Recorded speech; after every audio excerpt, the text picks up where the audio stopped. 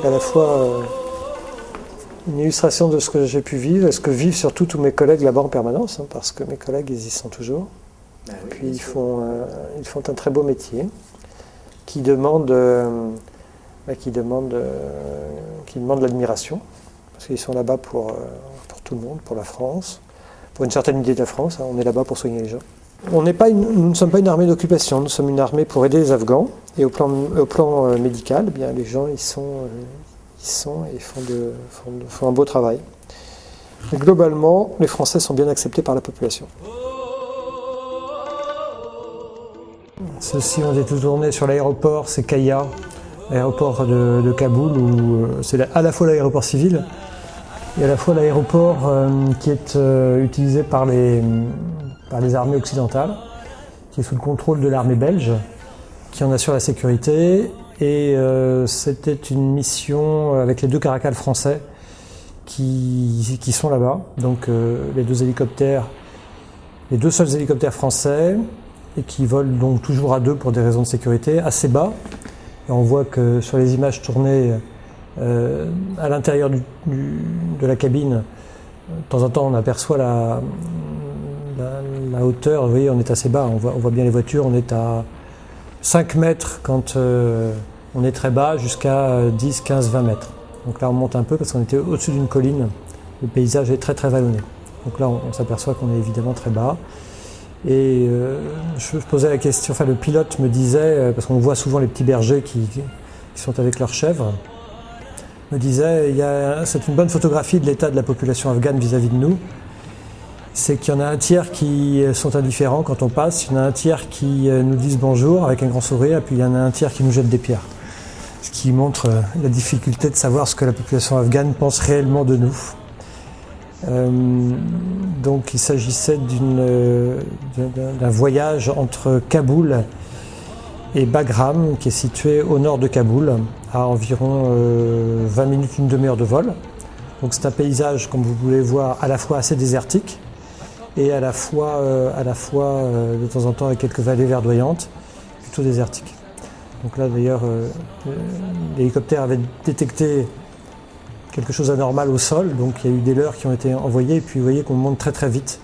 En réalité, on se retrouve à très haut, très rapidement, pour éventuellement échapper à des tirs. Donc là, on se retrouve dans une des voitures blindées, qui sont des voitures que les forces occidentales utilisent, qui sont banalisées et qui nous permettent de sortir plus discrètement du camp. Ça, c'est la visite d'un des hôpitaux afghans de Kaboul, donc un des hôpitaux civils, je veux dire, que nous avons visité pour faire un état des lieux. L'idée étant de savoir quel type de patients on peut adresser une fois qu'on les a soignés, puisqu'on a 70% de nos patients dans l'hôpital militaire qui sont des civils. Et une fois qu'on les a traités, il faut pouvoir les transférer. Et l'idée était de comprendre où on les enverrait, dans quelles conditions, quelles pathologies, à droite à gauche. Donc il y a des hôpitaux qui sont plutôt pauvres, bien sûr, avec du matériel qui paraît en bon état, mais qui en réalité n'est pas branché. Des bouteilles d'oxygène qui sont souvent vides. Et là, donc, on est accueillis par les uns et les autres, à la fois les administratifs, qui sont des médecins là-bas, et puis ils nous font visiter leur salle d'hospitalisation. Là, c'était une salle de réanimation.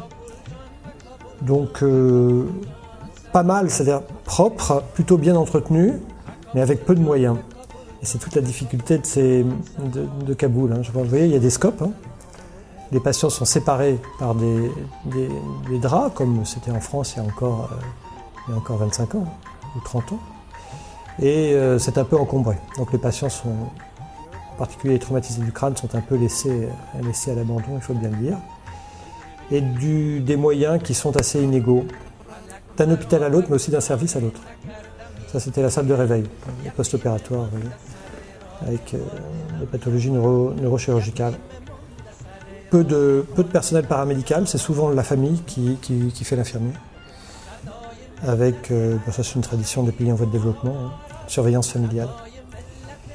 Donc tout ça, toujours visite de ces hôpitaux, avec des grandes salles d'hospitalisation, des services de plusieurs centaines de lits.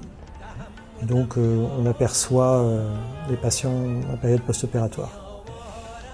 Un chirurgien qui sort du bloc, déambulation dans les hôpitaux. Là, c'était un service d'orthopédie, je crois me souvenir. Ouais, d'ailleurs, on s'aperçoit ça aux jambes des patients.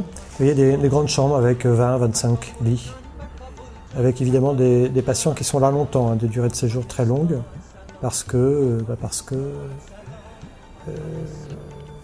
pas faire autrement. Ouais, ça, c'était l'arrivée de la nourriture et les carcasses de viande qui passent dans l'hôpital. Bon, bah, voilà. Afghanistan, salam.